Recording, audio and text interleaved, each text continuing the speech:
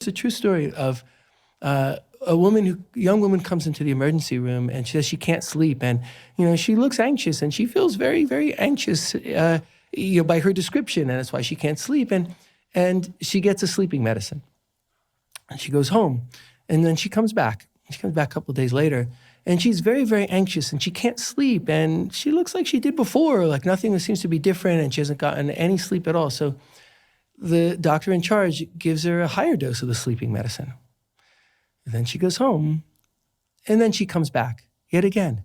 And nothing is any different. She's still not sleeping. She's still anxious. And then the doctor concludes that she's drug seeking because she wants more and more of the sleeping medicine. Okay? What was actually going on was she was getting hurt at home. She was terrified to go home. Of course she couldn't sleep, right? Like bad things were happening, right? But no one asked the question, right? They thought she cannot sleep. We'll give sleeping medicine, right? Instead of asking why, right? And then she gets home, she's sent home, and when the medicine doesn't work, well, now there's something wrong with her, right? And if you put that label on her, now she's drug seeking, right? Then she's not going to get any help, right? So I'm not against medicines. I mean, I use psychopharmacology as part of my practice, and I think from a biologically based perspective about many things.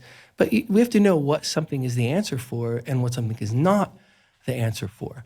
And in the overly reductionist world of throughput in healthcare systems, people are even being trained these days that don't know any different, right? I'm not trying to be overly critical of practitioners, because often practitioners are working in impossible situations where the goal is throughput, and that's more efficient in the short term, right? It's more efficient today, right? But it's, of course, not good in anything but the today term. And it's interesting because it's never good for the person even today. It's like never good for the people in it, right?